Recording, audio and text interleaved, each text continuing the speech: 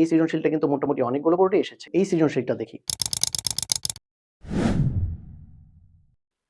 আসসালামু আলাইকুম রাহমাতুল্লাহ। চলতরিত অধ্যায়ের খুব গুরুত্বপূর্ণ টপিক হচ্ছে অ্যামিটারের পাল্লা ও শান্ট। এই ক্লাসে আমরা ইনশাআল্লাহ শান্টের উপরে বোর্ডে আসা সব সৃজনশীল সমাধান করব। শান্ট কি? দেখো, শান্ট হচ্ছে মূলত এমন একটা ব্যবস্থা যার সাহায্যে আমরা সূক্ষ্ম বৈদ্যুতিক যন্ত্রগুলোকে অতিরিক্ত তড়িৎ প্রবাহ থেকে সেভ করতে পারি। যেমন ধরো গ্যালভানোমিটার একটা সূক্ষ্ম বৈদ্যুতিক যন্ত্র। দেখতেই পাচ্ছ, একে আমরা জি দিয়ে প্রকাশ করেছি। এই গ্যালভানোমিটারকে অতিরিক্ত তড়িৎ প্রবাহের ক্ষতি থেকে রক্ষা করার জন্য এর সমান্তরালে একটা অল্প মানের রোধ ব্যবহার করা হয়। এর ফলে কি হয়? অতিরিক্ত তড়িৎ প্রবাহ এই অল্প মানের রোধের ভিতর দিয়ে চলে যায়, আর গ্যালভানোমিটারটা তখন সেফ থাকে। তার মানে শান্টের উদ্দেশ্য হচ্ছে সূক্ষ্ম বৈদ্যুতিক যন্ত্রগুলোকে অতিরিক্ত তড়িৎ প্রবাহ থেকে সেভ করা। যেমন ধরো, এইখানে বর্তনীর মূল তড়িৎ প্রবাহ হচ্ছে আই। এই তড়িৎ প্রবাহটা ধরো অনেক বেশি। এই তড়িৎ প্রবাহটা যখন এই বিন্দুতে আসবে, সে দুইটা ভাগে ভাগ হয়ে যাবে। একটা ভাগ গ্যালভানোমিটারের মধ্য দিয়ে যাবে, যাকে আমরা আইজি বলছি। আরেকটা ভাগ শান্টের ভিতর দিয়ে চলে যাবে, যাকে আমরা আইএস বলছি। তো এই শান্টের রোধের মানটা, এই যে এস, শান্টের রোধের মানটা, এইটাকে অনেক ছোট ধরা হয়, অনেক অল্প রাখা হয়। এর ফলে কি হয়? অতিরিক্ত প্রবাহ যেটা, সেটা শান্টের ভিতর দিয়ে চলে যায়, আর গ্যালভানোমিটার দিয়ে সামান্য পরিমাণ প্রবাহ যায়। এর মাধ্যমে আমরা গ্যালভানোমিটারের মতো এই সূক্ষ্ম বৈদ্যুতিক যন্ত্রগুলোকে অতিরিক্ত প্রবাহ থেকে সেভ করতে পারি।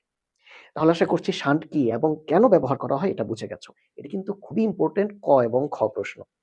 এখন আসো আমরা প্রবাহ বিভাজক নীতি দেখি। এই প্রবাহ বিভাজক নীতিটা আসলে আমাদের এই চলতরিত অধ্যায়ের বিভিন্ন সৃজনশীলে প্রায় কাজে লাগে। এখানে খেয়াল করো, এই যে আই মানের তড়িৎ প্রবাহ, এইটা এই বিন্দুতে এসে দুইটা ভাগে ভাগ হয়ে গেছে। একটা ভাগ দেখো উপরের শাখা দিয়ে চলে গেছে I1, যেটা R1 রোধের মধ্য দিয়ে চলে গেছে। আরেকটা ভাগ দেখো এই যে নিচে দিয়ে I2 চলে এসেছে, এটা R2 রোধের মধ্য দিয়ে সামনে এগিয়ে গিয়েছে। তাহলে এখন আমাদেরকে যদি বলা হয় এই I1 এবং I2 এই দুইটা প্রবাহের মান বের করা, আমরা কিভাবে করব? দেখো, খেয়াল করো। যদি তোমাকে বলা হয় I1 সমান কত হবে, তাহলে তুমি প্রথমে I1 সমান লিখবা এখানে যে দুইটা রোধ আছে, দুইটা রোধের যোগফল, মানে R1 প্লাস R2 ইনটু বর্তনীর মূল প্রবাহ কত? I। এখন যদি এখানে I1 বের করতে বলে, তাহলে তুমি উপরে বসাবা R2। খেয়াল করো, ধরো এখন তোমাকে I2 বের করতে বলল, I2, তাহলে তুমি I2 সমান কি লিখবা?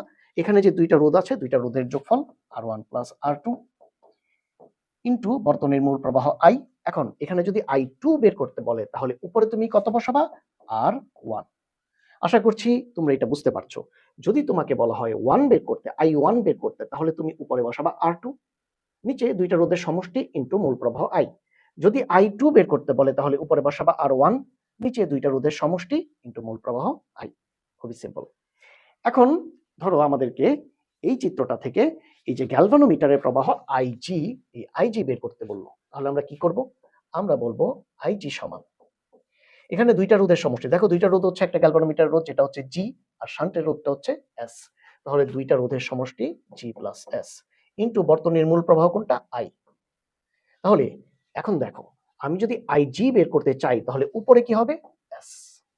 আচ্ছা, এরপরে ধরো শান্টের প্রবাহ বের করি, দেখো আইএস। আইএস সমান, তাহলে নিচে দুইটা রোধের সমষ্টি জি প্লাস এস ইনটু বর্তনীর মূল প্রবাহ আই। এখন আইএস বের করতে চাই, তাহলে উপরে হবে জি। তাহলে খেয়াল করো, দুইটা রোধের সমষ্টি আর বর্তনীর মূল প্রবাহ আই, এটা কিন্তু কমন সব জায়গায়। যদি আইজি বের করতে বলে, উপরে হবে এস, যদি আইএস বের করতে বলে, উপরে হবে জি। প্রবাহ বিভাজক নীতি থেকে এই জিনিসটা খুবই ইজি এবং খুবই সুন্দর। এখন খেয়াল করো, আমরা তো গ্যালভানোমিটারের প্রবাহ আর শান্টের প্রবাহ কিন্তু অলরেডি পেয়ে গেছি। তাহলে এখন যদি আমাদেরকে বলা হয় যে এইখান থেকে তুমি আইজি এবং আইএস এর অনুপাত, মানে আইজি বাই আইএস, একটাকে আরেকটা দিয়ে ভাগ দিয়ে দাও, তাহলে কত হবে? দেখো, উপরে আমরা আইজি এর মানটা লিখলাম, নিচে আইএস এর মানটা লিখলাম। তাহলে এই ক্ষেত্রে আই এবং আই উপরে নিচে কাটা গেল। তাহলে উপরেরটা, এই যে উপরেরটা, নিচেরটা গুণ হিসাবে লিখলে উল্টিয়ে যাবে, এই যে উল্টিয়ে গেল। এখন জি প্লাস এস বাদ, তাহলে এখান থেকে কি থাকবে? এস বাই জি। তাহলে আমরা কি পেলাম? আইজি বাই আইএস সমান হচ্ছে এস বাই জি। এই যে দেখো, আইজি বাই আইএস সমান সমান এস বাই জি। খেয়াল করো, এখানেও প্রবাহ আর রোধগুলি কিন্তু ব্যস্তানুপাতিক, খেয়াল করেছো?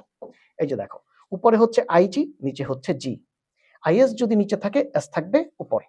তাহলে আমি যদি এখন এইভাবে লিখি আইএস বাই আইজি, তাহলে প্রবাহ আর রোধ তো ব্যস্তানুপাতিক, তাহলে কিভাবে হবে জিনিসটা? দেখো, আইএস উপরে লিখেছি, তাহলে নিচে হবে এস।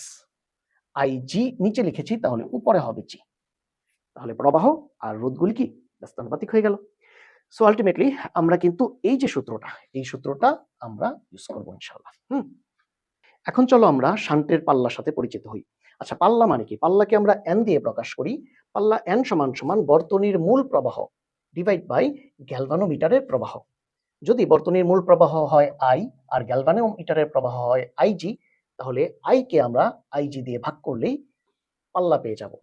তাহলে পাল্লা এন সমান সমান মূল প্রবাহ আই ডিভাইড বাই গ্যালভানোমিটারের প্রবাহ আইজি। এখন আসো, আমরা তো এই সূত্রটা অলরেডি দেখে ফেলেছি, তাই না? আইজি সমান সমান S by G plus S into I. তো এই সূত্র থেকে খেয়াল করো, আমরা আই কে যদি এই পাশে নিয়ে আসি তাহলে আই কিন্তু আইজি এর নিচে চলে আসবে।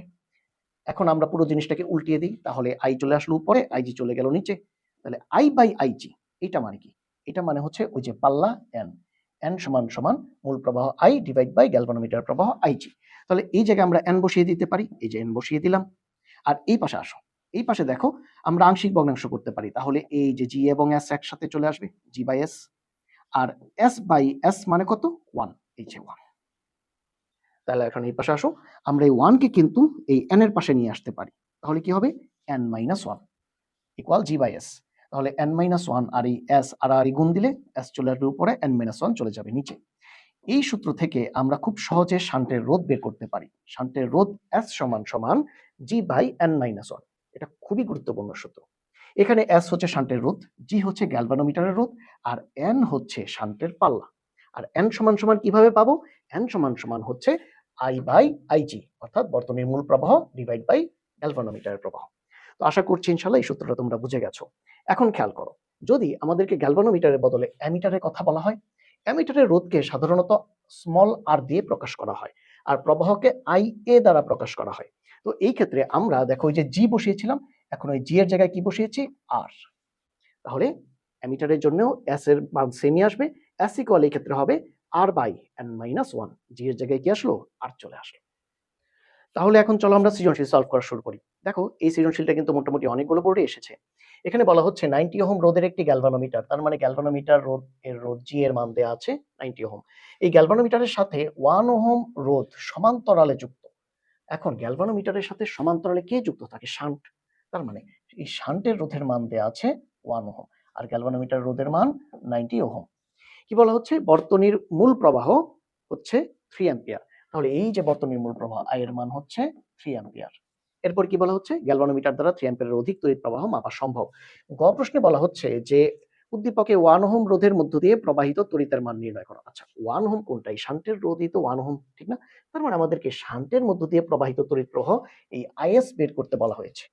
তো আমরা এই ক্ষেত্রে জানি যে IS সমান, আমরা প্রথমে কি লিখবো? এই দুইটা রোধের সমষ্টি থাকবে নিচে, G প্লাস S ইন্টু বর্তনীর মূল প্রবাহ। এটা তো কমন জিনিস, ঠিক না? যদি আমরা IS বের করতে চাই তাহলে উপরে কি লিখবো? G।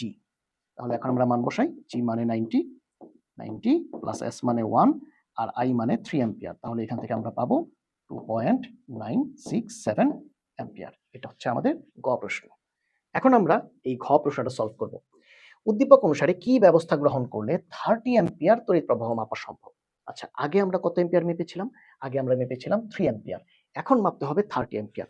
তার মানে এই যে তড়িৎ প্রবাহ, সেটা কিন্তু সেইটার মান কিন্তু বাড়িয়ে দিতে হবে।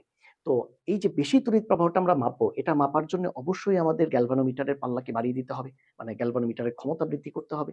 আর গ্যালভানোমিটারের ক্ষমতা বৃদ্ধি করতে পারবো আমরা শান্টের ক্ষমতা বৃদ্ধির মাধ্যমে। শান্টের ক্ষমতা, শান্টের পাল্লাই হচ্ছে শান্টের ক্ষমতা। যদি আমরা শান্টের পাল্লাকে বাড়িয়ে দিতে পারি, তাহলে কিন্তু আগের চাইতে আরো বেশি প্রবাহ আমাদের পক্ষে মাপা সম্ভব হবে। তাহলে এই ক্ষেত্রে আমরা পাল্লা বৃদ্ধির পূর্বে সর্বোচ্চ কতটুকু প্রবাহ মেপেছিলাম? 3 অ্যাম্পিয়ার। পাল্লা বৃদ্ধির পরে আমরা কত প্রবাহ মাপতে পারবো? 30 অ্যাম্পিয়ার।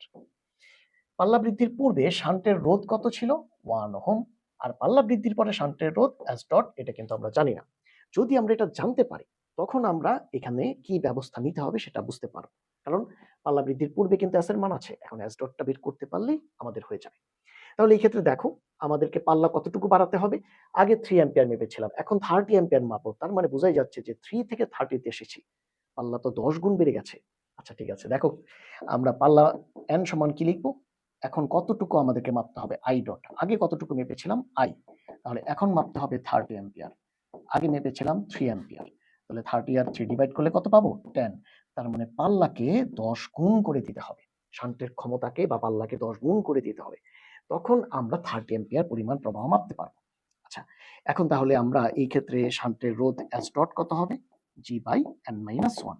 জি মানে 90, এন মানে 10, আর ওয়ান তো আছে, আমরা পাবো 90/9 মানে হচ্ছে 10 ওহম। তাহলে দেখো, শান্টের পরিবর্তিত যে রোধ হবে সেটা হবে 10 ওহম।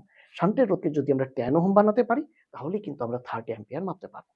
তো আগে শান্টের রোধ কত ছিল? 1 ওহম, এখন কত? 10 ওহম। তাহলে শান্টের রোধ কত বাড়াতে হবে? ডেল এস সমান এস ডট মাইনাস এস, মানে হচ্ছে 10 মাইনাস 1, তার মানে 9 ওহম। সো শান্টের রোধ 9 ওহম পরিমাণ আমাদেরকে বাড়িয়ে দিতে হবে, তখন কিন্তু আমরা এই 30 অ্যাম্পিয়ার প্রবাহ মাপতে পারবো। এখন রোধ কিভাবে বৃদ্ধি করব? দেখো, আমরা জানি যে শ্রেণী সমবায়ে রোধ বৃদ্ধি হয় আর সমান্তরাল সমবায়ে রোধ কমে যায়। অর্থাৎ দেখো, 19 থেকে আমরা পড়ে এসেছি আর এস সমান কত? আর ওয়ান প্লাস আর টু। অর্থাৎ দুইটা রোধকে তুমি যদি শ্রেণীতে যুক্ত করো তখন কিন্তু এদের তুল্য রোধ কি হয়? বেড়ে যায়। সো আলটিমেটলি আমরা যদি এই 1 ওহম শান্টের সাথে এই 9 ওহম রোধটাকে যদি শ্রেণী সমবায়ে যুক্ত করি তখন কিন্তু 9 প্লাস 1 মানে কত হবে? এই 10 ওহম হয়ে যাবে। তখন আমরা 10 গুণ পাল্লা পেয়ে এই 30 অ্যাম্পিয়ার প্রবাহকে মাপতে পারবো। তাহলে কি ব্যবস্থা গ্রহণ করতে হবে? এই 1 ওহম শান্টের সাথে শ্রেণীতে বা শ্রেণী সমবায়ে 9 ওহম রোধ যুক্ত করতে হবে। আশা করছি ইনশাল্লাহ বুঝে গেছো।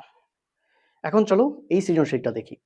এখানে বলা হচ্ছে যে 100 ওহম রোধের গ্যালভানোমিটার। তাহলে দেখো, গ্যালভানোমিটারের রোধ জি এর মান 100 ওহম, 5 ওহম শান্ট নিয়ে দেখো শান্টের রোধ এস ইকুয়াল 5 ওহম। একটি তড়িৎ বর্তনী তৈরি করা হলো, গ্যালভানোমিটারের প্রবাহ আইজি, এটা হচ্ছে 0.46 অ্যাম্পিয়ার। গ প্রশ্নে বলা হচ্ছে শান্টের প্রবাহ মানে আইএস বের করো। আচ্ছা, আমরা জানি যে আইএস বাই আইজি যদি আমরা লিখি তাহলে সেই ক্ষেত্রে আইএস যদি উপরে হয় এস হবে নিচে, আইজি যদি নিচে হয় তাহলে জি হবে উপরে। এখান থেকে আমরা আইএস এর মান কিন্তু বের করতে পারবো। আইএস ইকুয়াল কি পাবো? জি বাই এস ইন্টু আইজি। এখন দেখো, জি মানে কত?